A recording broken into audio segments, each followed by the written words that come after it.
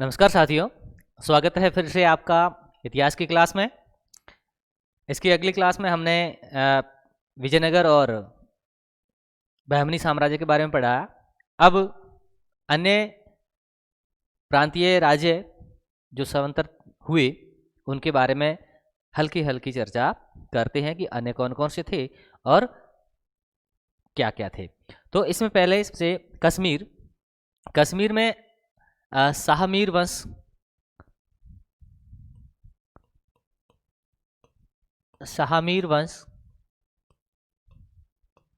और इस शाहमीर वंश के संस्थापक जो थे वह शाहमीर थे।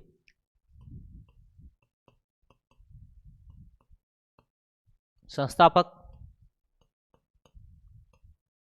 शाहमीर थे जिन्होंने कश्मीर में शाहमीर वंश की स्थापना की और शमसुद्दीन शाह के नाम से ये 1339 ईस्वी में कश्मीर के प्रथम मुस्लिम शासक बने। 1339 ईस्वी में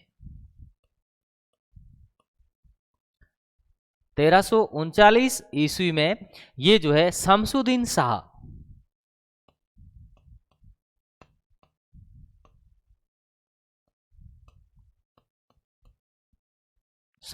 शाह के नाम से जो है ये शासक बने, कश्मीर के शासक बने। और इनका वास्तविक नाम शाहमीर था जिन्होंने शाहमीर वंश की स्थापना की। और ये जो है 1339 ईस्वी में शमसुद्दीन शाह के नाम से कश्मीर के सुल्तान बने। और इन्होंने जो है इंद्रकोट में या इंदिराकोट में जो है शाहमीर राज्य की स्थापना की। इसके बाद कौन कौन से शासक हुए, तो इसके बाद जो है सिकंदर शाह। मुख्य शासक कौन कौन से हुए, तो मुख्य शासक में सिकंदर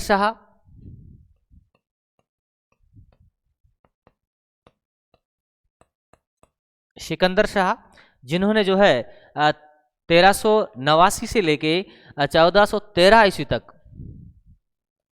1389 से 1413 ईस्वी तक जो है सिकंदर शाह ने कश्मीर पर शासन किया।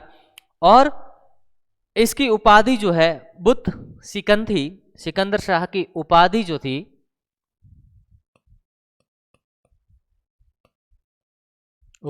थी वह बुत शिकन थी, क्योंकि सिकंदर शाह एक धर्मांध शासक था और इसकी उपाधि जो है बुत शिकन थी। और इसी के काल में, यानी सिकंदर शाह के काल में ही, जब सिकंदर शाह कश्मीर के शासक थे, तो उसी के शासन काल के दौरान जो है 1398 ईस्वी में 1398 ईस्वी में तैमूर लंग ने भारत पर आक्रमण किया। तैमूर लंग का आक्रमण जो 1398 ईस्वी में होता है, तो उस समय कश्मीर का शासक सिकंदर शाह था। इसी के शासनकाल के दौरान भारत पर तैमूर का आक्रमण होता है। और यह एक धर्मांध शासक था, जिसके कारण जो है जौनराज, जिन्होंने जो है राज तरंगिणी जो लिखी गई थी कश्मीर के इतिहास से संबंधित, उसका विस्तार किया था, आगे का अध्याय लिखे थे जौनराज ने। तो जौनराज ने जो है इसे तुरशक सुहा नाम दिया। इसका नाम जो है जौनराज ने क्या दिया, तुरुशक सुहा, इसका नाम जौनराज द्वारा दिया गया, क्योंकि ये बहुत ही धर्मांध शासक थे, जिसके कारण जो है जौनराज ने इसे तुरशक सुहा नाम दिया। इसके बाद महान शासक बनते हैं एक जैनुल आब्दीन। जैनुल आब्दीन को जो है कश्मीर का अकबर भी कहा जाता है, क्योंकि जैनुल आब्दीन जो था वह बहुत ही गुणवान शासक था। इसके साथ साथ धर्म सहिष्णु शासक था और उसने जो है जनता की भलाई के लिए बहुत सारे कार्य किए, बहुत सारे काम किए। जिस प्रकार अकबर ने जो है अपनी धार्मिक नीति का अनुसरण करते हुए, सहिष्णु नीति का अनुसरण करते हुए बहुत सारे काम जनता के हित में काम किए, जिसके कारण अकबर महान कहलाया। तो उसी प्रकार जो है जैनुल आब्दीन ने भी कश्मीर में बहुत सारे कार्य किए, और जिसके कारण उसे कश्मीर का अकबर भी कहा गया। तो जैनुल आब्दीन जो है वह 1420 से लेकर 1470 ईस्वी तक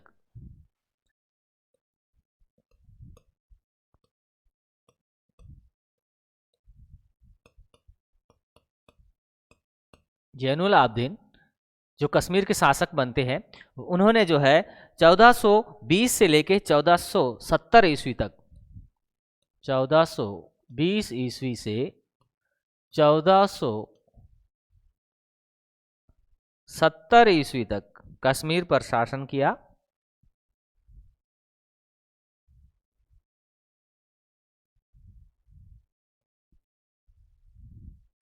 1470 ईस्वी तक जो है कश्मीर पर शासन किया, और इसे जो है अकबर, कश्मीर का अकबर भी कहा जाता है।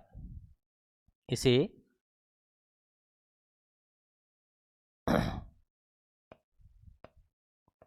इनकी नीतियों और जनहित के कार्यों के कारण जो है कश्मीर का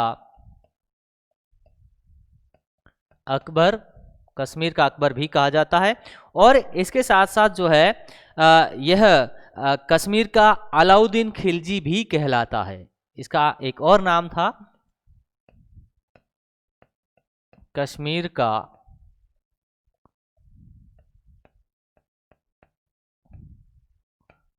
अलाउद्दीन खिलजी भी कहा जाता है। जनहित के कार्यों के कारण कश्मीर का अकबर कहलाता है। धर्म सहिष्णु भी था और बहुत सारे जनहित के कार्य किए, इस कारण कश्मीर का अकबर कहलाया। और जिस प्रकार अलाउद्दीन खिलजी ने बाजार नियंत्रण प्रणाली या बाजार मूल्य प्रणाली लागू की थी, उसी प्रकार कश्मीर में इन्होंने जैनुल आब्दीन ने जो है बाजार नियंत्रण मूल्य नीति का अनुसरण किया, जिसके कारण इसे जो है कश्मीर का अलाउद्दीन खिलजी कहा जाता है। जैनुल आब्दीन एक कुशल प्रशासक होने के साथ साथ जो है एक विद्वान भी थे, और वह फारसी में कविताएं करते थे। तो उन कविताओं में जो है वह एक उपनाम से कविताएं करते थे, जिसे कुतुब उपनाम से, कुतुब उपनाम से फारसी में कविता रचना करते थे या कविताएं लिखते थे, और इसी उपनाम से जो है कविताएं लिखते थे। जैनुल आब्दीन की एक और उपाधि थी, वह थी बुढ़ शाह। जैनुल आब्दीन की एक और उपाधि थी बुढ़ शाह, जिसे महान सुल्तान भी कहा जाता है, बुढ़ शाह भी थी। और इनकी रचना थी शिकायत नामा। इन्होंने फारसी में रचना की, शिकायत नामा इनकी रचना थी। क्योंकि जब जैनुल आब्दीन अपनी वृद्ध अवस्था में पहुंच गए तो इनके पुत्र जो है इनकी आज्ञा का अनुसरण नहीं करते थे, कहना नहीं मानते थे, जिसके कारण वह अंदर ही अंदर घुटते रहते थे और अपने पुत्रों के प्रति बहुत सारी शिकायतें इसके मन के अंदर थी। तो इन्हीं शिकायतों के गुबार को बाहर निकालने के लिए उन्होंने एक फारसी में रचना की जिसका नाम शिकायतनामा था, और यह जो है कुतुब उपनाम से फारसी में रचनाएं करते थे। इनकी मृत्यु के बाद उसका छोटा पुत्र हाजी खां हैदर शाह के नाम से सुल्तान बना, और हैदर शाह के बाद हसन शाह शासक बना। और 1540 ईस्वी में बाबर का चचेरा भाई मिर्जा हैदर दुगलात नाजुक शाह की उपाधि धारण करके कश्मीर का शासक बना। वह तारीख ए रसीदी का लेखक भी था। जो मेजर मिर्जा हैदर दुगलात था, जो बाबर का चचेरा भाई था, वह एक विद्वान भी था, और उन्होंने जो है तारीख ए रसीदी पुस्तक लिखी। और अंत में 1586 ईस्वी में जो है अकबर ने अल्पकालिक चाक वंश को, उसके बाद चाक वंश स्थापित होता है, तो बहुत कम समय तक शासन करते हैं, और उस चाक वंश को समाप्त करके कश्मीर का मुगल साम्राज्य में विलय कर लिया गया। इस प्रकार कश्मीर साम्राज्य का विलय मुगल साम्राज्य में हो गया। इसके बाद आता है जौनपुर।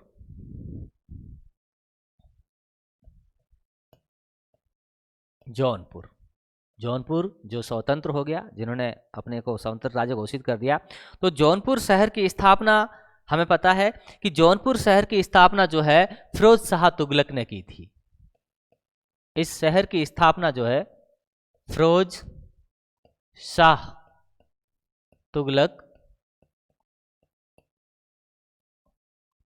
तुगलक ने की। अपने भाई जूना खां अर्थात मोहम्मद बिन तुगलक, उसकी याद में जो है इन्होंने जौनपुर शहर की स्थापना की थी। और इसी शहर जौनपुर शहर को जो है एक राज्य में बदल दिया गया और स्वतंत्र राज्य हो गया उसके बाद में। तो जो है इसे जूना खां की याद में फिरोज शाह तुगलक ने इस शहर की स्थापना की थी। और इसमें जौनपुर जो है अपनी कला और साहित्य के कारण इतना प्रसिद्ध हुआ, यहाँ इतने अधिक विकास कार्य हुए, जिन विकास कार्यों के कारण जो है इसे भारत का सिराज ए हिंद कहा जाता है। जौनपुर को भारत का सिराज ए हिंद अपनी स्थापत्य और विकास कार्यों के लिए जो है यह सिराज ए हिंद नाम से जाना जाता है। जौनपुर का नाम जो है सिराज ए हिंद कहा जाता है। कई बार कंपटीशन परीक्षाओं में प्रश्न आता है कि भारत में सिराज ए हिंद नाम से कौन विख्यात हुआ या किसे कहा जाता है, तो जौनपुर को जो है सिराज ए हिंद कहा जाता है। यहाँ पर जो है ख्वाजा जहां मलिक सरवर सरकी, जौनपुर में जो है ख्वाजा जहान मलिक सरकी, ख्वाजा जहान मलिक सरकी जो एक हिंजड़ा था, नपुंसक था, जिन्होंने जो है इस जौनपुर शहर को एक राज्य में बदल दिया। यानी यह ख्वाजा जहान मलिक सरकी जो है यह बहुत ही चतुर, कुशल और वीर था। और इन्होंने जो है जौनपुर रियासत को या छोटी सी शहर को जो है एक राज्य में बदल दिया, जो एक जो है हिंजड़ा था, जिन्होंने जो है राज्य में बदल दिया। इसकी उपाधि पूर्व का स्वामी थी, यानी इसकी उपाधि जो थी, उपाधि ख्वाजा जहान मलिक सरकी की वह थी पूर्व का स्वामी। इसे पूर्व का स्वामी कहा जाता था, पूर्व का स्वामी कहा जाता था। इन्होंने जौनपुर को एक राज्य में बदल दिया और वह मोहम्मद बिन तुगलक का वजीर था। जो ख्वाजा जहान मलिक सरवर था वह मोहम्मद बिन तुगलक का वजीर था, जिसे मोहम्मद बिन तुगलक ने वजीर नियुक्त किया था। और उसके बाद जो है वह 1394 से लेकर 1399 ईस्वी तक जो है जौनपुर पर एक स्वतंत्र शासक की भांति कार्य करता रहा, लेकिन इन्होंने जो है सुल्तान की उपाधि धारण नहीं की। और इसके बाद इसका दत्तक पुत्र, क्योंकि ये हिंजड़ा था, तो जो है इसका दत्तक पुत्र जिसका नाम मुबारक शाह था,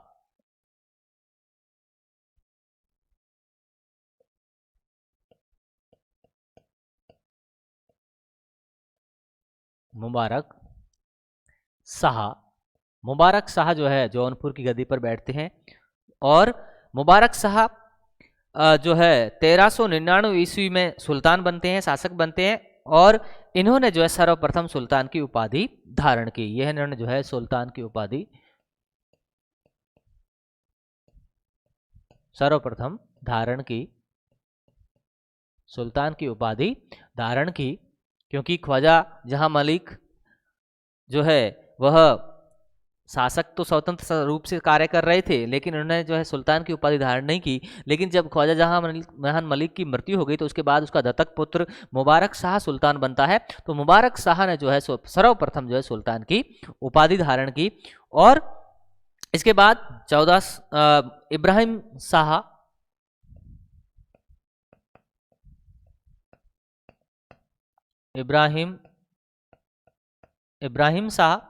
इब्राहिम शाह जो है 1402 में सुल्तान बना। और इसी के समय जौनपुर को भारत का सिराज का खिताब प्राप्त हुआ। यानी इसी के समय, किसके समय? इब्राहिम शाह जो 1402 ईस्वी में सुल्तान बना, इसी के शासनकाल के दौरान जो है जौनपुर को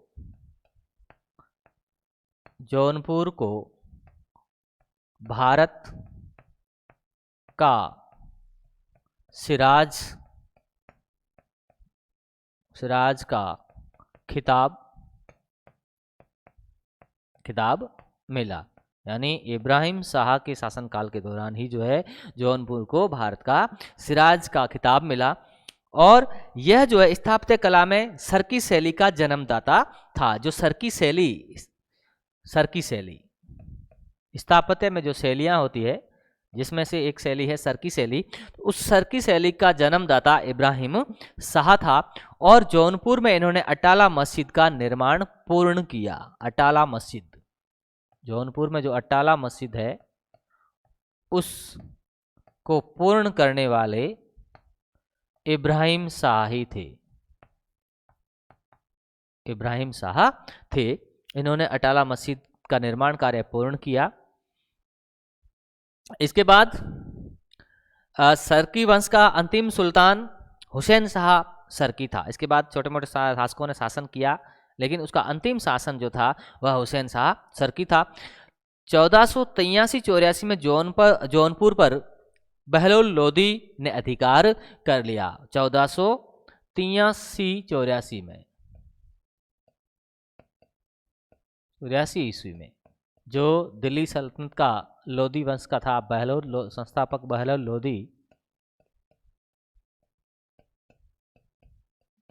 लोदी जिन्होंने लोदी वंश की नींव डाली थी, तो इन्होंने 1483-84 ईस्वी में जौनपुर पर अधिकार कर लिया और अपने ज्येष्ठ पुत्र बारबख्श शाह को जौनपुर के सिंहासन पर बिठाया। और इसके समय जो है, इसके साथ साथ सिकंदर लोदी के समय जौनपुर को दिल्ली सल्तनत में मिला लिया गया। जब सिकंदर लोदी दिल्ली सल्तनत के शासक बनते हैं तो जो है उन्होंने जौनपुर को अपने साम्राज्य में विलय कर लिया गया। इसके बाद जौनपुर के बाद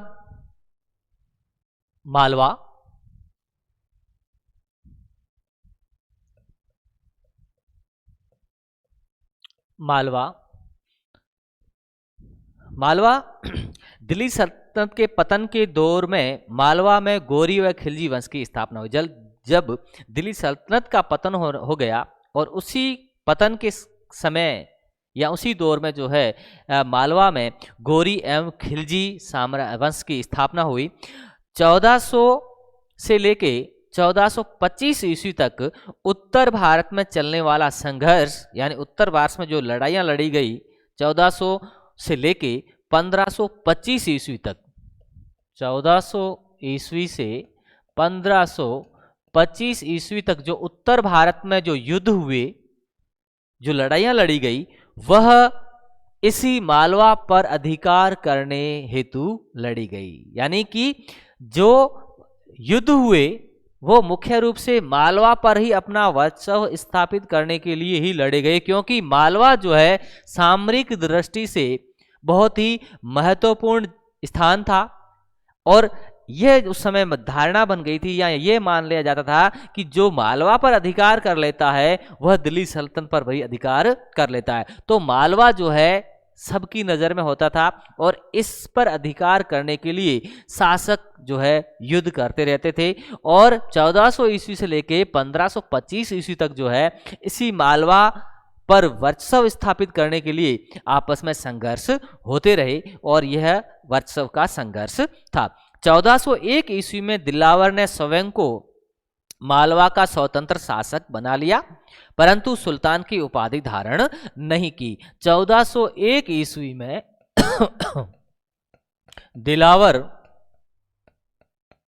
दिलावर ने मालवा पर अधिकार कर लिया और अपने को स्वतंत्र शासक घोषित कर दिया, लेकिन सुल्तान की उपाधि धारण नहीं की। और इसके साथ बाद में जो है सर्वप्रथम उसके पुत्र, जो दिलावर का पुत्र अलप खां था, उसने हुसैन शाह की उपाधि धारण कर स्वयं को सुल्तान घोषित कर दिया और इसने मांडू नगर बसाया। उसके बाद जो है अलप खां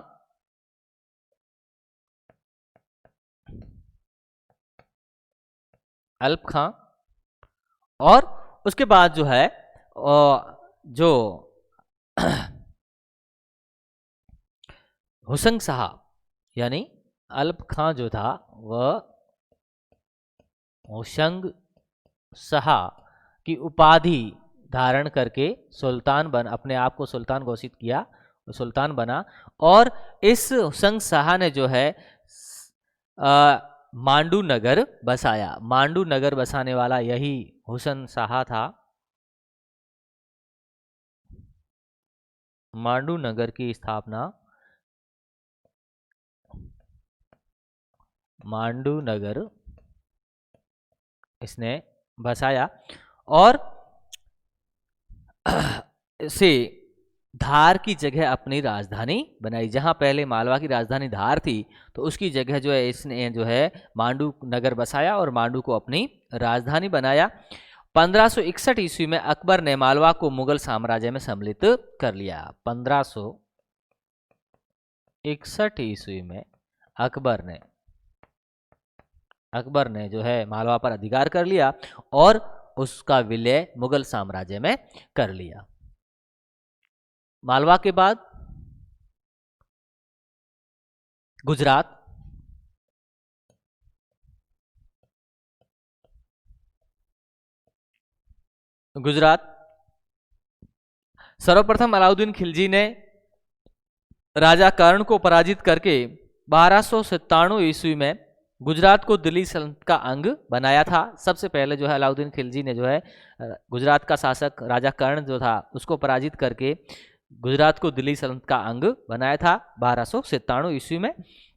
1391 ईस्वी में जफर खां को मोहम्मद शाह तुगलक ने गुजरात का सूबेदार बनाया। 1391 ईस्वी में जफर खां को मोहम्मद शाह तुगलक ने गुजरात का सूबेदार बनाया और 1407 ईस्वी में वह सुल्तान मुजफ्फर शाह की उपाधि के साथ स्वयं को सुल्तान घोषित कर दिया। यानी जो जफर खां था, जफर खां, इन्होंने जो है स्वयं को अपना सुल्तान गुजरात का सुल्तान घोषित कर दिया और मुजफ्फर शाह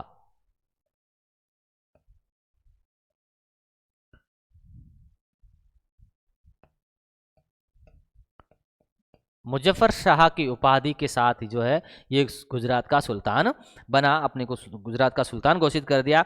शीघ्र ही उसके पौत्र अल्प खां ने उसे जहर दे दिया, लेकिन इसका जो पोता था उसने अल्प खां को जहर दे दिया और अहमद शाह के नाम से सुल्तान बना। जो इसका पौत्र था अल्प खां, इसने अपने दादा को जहर दे दिया और जहर देकर जो है स्वयं जो है अहमद शाह के नाम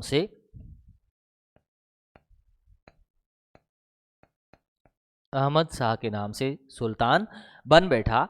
अहमद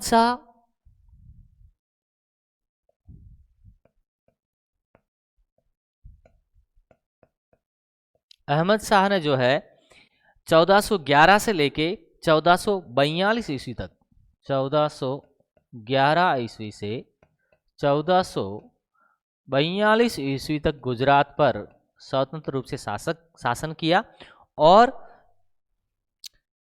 गुजरात राज्य का वास्तविक संस्थापक जो है अहमद शाह को ही माना जाता है। गुजरात राज्य का वास्तविक संस्थापक अहमद शाह को ही माना जाता है। उन्होंने पाटन के स्थान पर अहमदनगर को अपनी राजधानी बनाया, यानी अहमदनगर की स्थापना की और पाटन के स्थान पर जो है अहमदनगर को अपनी राजधानी बनाया। अहमदनगर राजधानी, पाटन के स्थान पर, जहां पहले पाटन राजधानी थी तो जो है इसने के स्थान पर अहमदनगर।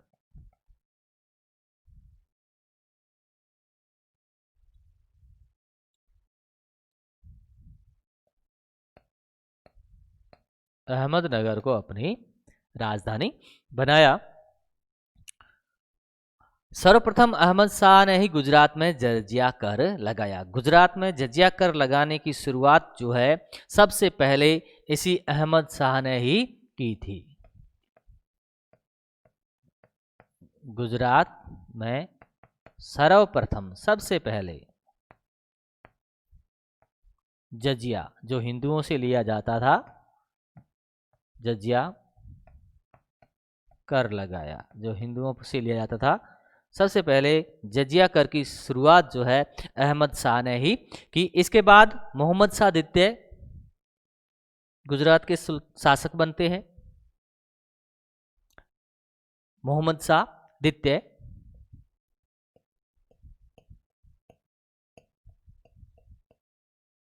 मोहम्मद शाह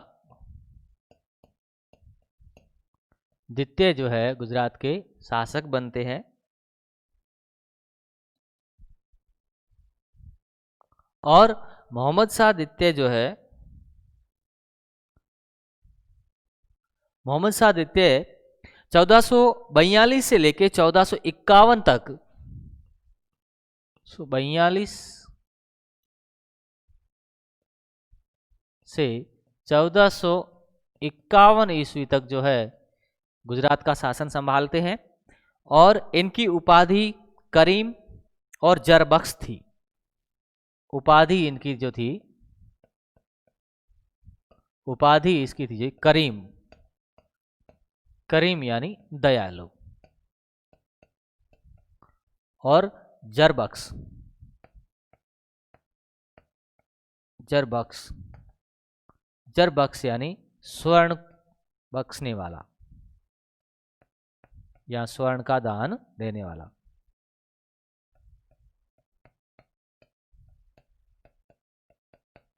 या स्वर्ण का दान देने वाला, इनकी ये उपाधियां थी। दो उपाधियां, एक करीम जिसे दयालु, और जरबख्श यानी स्वर्ण दान करने वाला या स्वर्ण का दान करने वाला। इसके बाद दूसरे दो तीन शासक बनते हैं, लेकिन महमूद बेगड़ा जो है प्रमुख शासक बनता है। इसके बाद मुख्य शासक जो है महमूद बेगड़ा।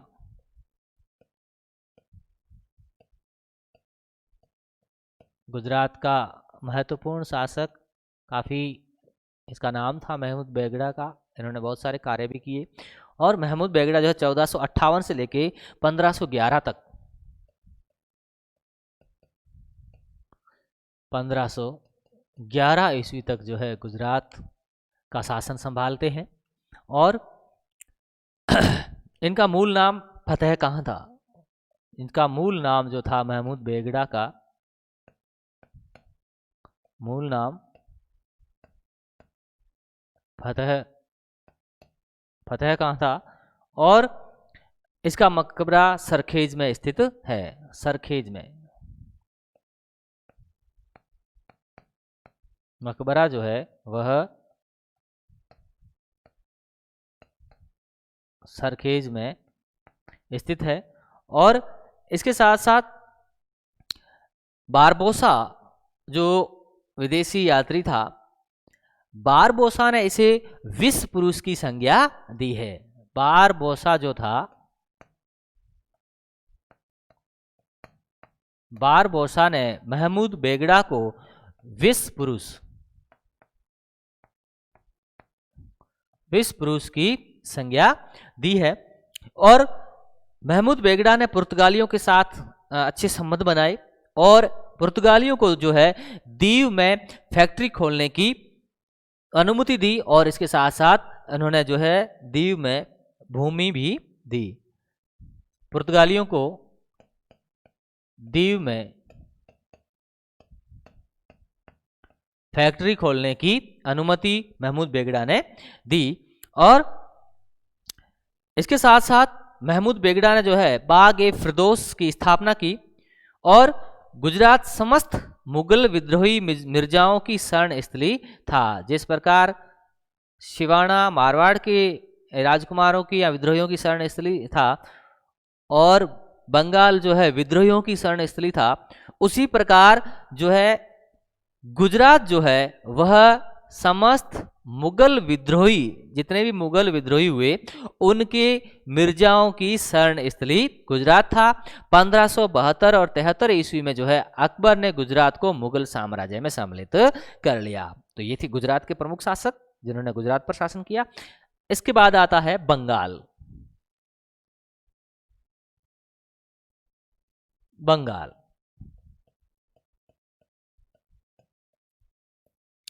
बंगाल जो तुर्की लोग थे या तुर्क लोग थे, वो बंगाल को सभी सुख सुविधाओं से संपन्न एक परिपूर्ण नरक की संज्ञा देते थे। तो बंगाल को जो है एक परिपूर्ण नरक, यानी सारी सुख सुविधाएं होते हुए भी यह एक नरक के समान है। जो तुर्की लोग थे वह ये मानते थे कि बंगाल जो है वो सभी सुख सुविधाओं से संपन्न है और इसके साथ संपन्न होने के बावजूद भी वो परिपूर्ण नरक के रूप में है, तो उसे परिपूर्ण नरक की संज्ञा तुर्क लोगों द्वारा दी गई।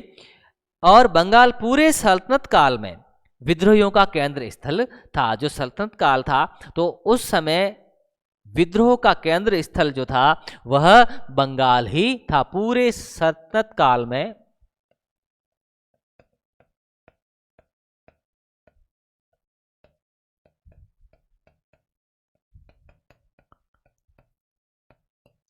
विद्रोह का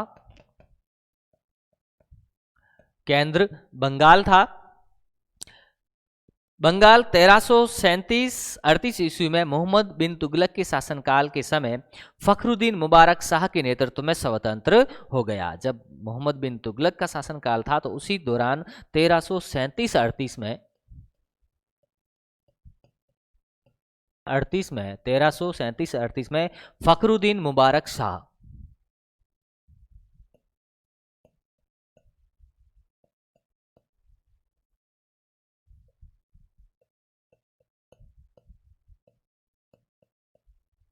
क्योंकि ये दिल्ली सल्तनत का ही अंग था बंगाल, लेकिन 1337-38 में मोहम्मद बिन तुगलक के शासनकाल के दौरान ही बंगाल में फखरुद्दीन मुबारक शाह ने एक स्वतंत्र राज्य की नींव डाली, यानी बंगाल में विद्रोह कर दिया और स्वयं को स्वतंत्र शासक घोषित कर दिया। 1345-46 ईस्वी में शमसुद्दीन इलियास ने संपूर्ण बंगाल पर अधिकार कर लिया तथा इलियास वंश की स्थापना की। और इलियास के बाद उसका पुत्र सिकंदर इलियास और उसके बाद गयासुद्दीन और उसके बाद गयासुद्दीन आजम शाह और 1389 से 1409 तक उन्होंने बंगाल का सुल्तान बना गयासुद्दीन आजम शाह। और इलियास वंश का सबसे मशहूर सुल्तान हुआ यह जो गयासुद्दीन आजम शाह था, जिन्होंने 1300 गयासुद्दीन आजम शाह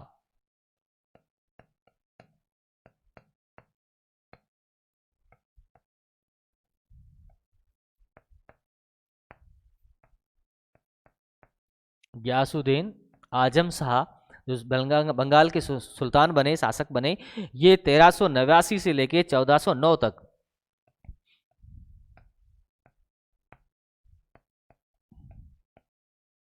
9 ईस्वी तक जो है इन्होंने बंगाल पर शासन किया। और यह बहुत ही मशहूर शासक हुए, बहुत मशहूर बंगाल के मशहूर सुल्तान हुए। 1409 ईस्वी में इन्होंने चीन में दूत मंडल भेजा। यहाँ पे जो है इन्होंने 1409 ईस्वी में चीन में एक दूत मंडल भेजा, एक दूत मंडल चीन भेजा। और इसके साथ साथ इन्होंने जो है चीन के सम्राट से जो है, चीन के सम्राट ने इससे प्रार्थना की, निवेदन किया कि कुछ बौद्ध भिक्षु जो है चीन भेजें और यह मांग जो है इन्होंने पूरी की। और उसका उत्तराधिकारी सुल्तान जो है सैफुद्दीन था, जो बाद में सुल्तान बना सैफुद्दीन, जिसने चीन के सम्राट को एक स्वर्ण पट्टिका वाला पत्र तथा एक जिराफ भेजा था। यानी चीन को जिराफ और स्वर्ण पट्टिका भेजने वाला कौन था सुल्तान? वो था सैफुद्दीन, जो बंगाल का सुल्तान था। सैफुद्दीन, जिन्होंने जो है एक स्वर्ण पट्टिका, कई बार छोटे छोटे प्रश्न पूछे जाते हैं, स्वर्ण पट्टिका और एक जिराफ इन्होंने जो है चीन भेजे, चीन भेजे। इसके बाद 1415 ईस्वी में दनुज मर्दन उपाधि धारक राजा गणेश बंगाल का शासक बना। राजा गणेश को मुसलमान इतिहासकारों ने केस कहा है, यानी जो राजा गणेश था उसे मुसलमान इतिहासकारों ने केस नाम दिया, केस कहा है। उसके बाद नासुरुद्दीन महमूद शाह जो 1442 से लेकर 1458 ईस्वी तक जो है बंगाल में इलियास वंश की पुनः उन्होंने स्थापना की। उसके बाद बारबक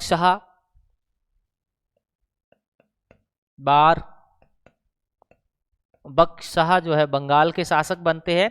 और बारबक शाह 1459 से लेके 1459 से लेके 1474 ईस्वी तक बंगाल पर शासन करते हैं। और यह एक सद्गुणी और कानून को मानने वाले शासक थे।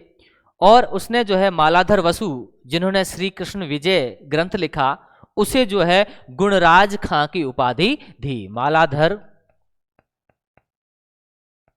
वसु, जिन्होंने जो है श्री कृष्ण विजय लिखा,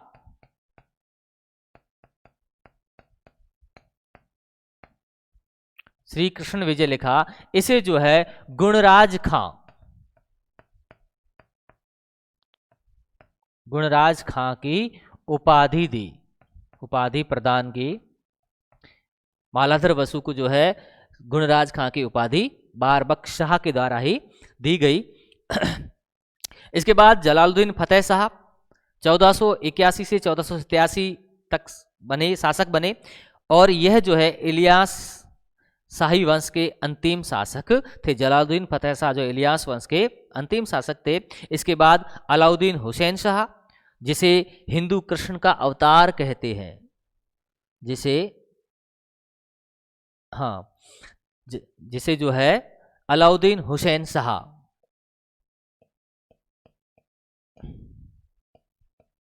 अलाउद्दीन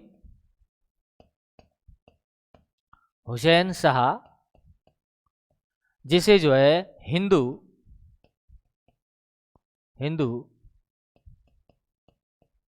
कृष्ण का अवतार कहते हैं, ये शासक बने। और इन्होंने जो है हुसैन वंश की स्थापना की। इसके बाद नुसरत शाह 1518 से लेकर 1533 ईस्वी तक शासन किया। और उसके बाद अलाउद्दीन हुसैन शाह की मृत्यु के बाद उसका पुत्र नसीब खां नुसरत शाह के नाम से सुल्तान बना।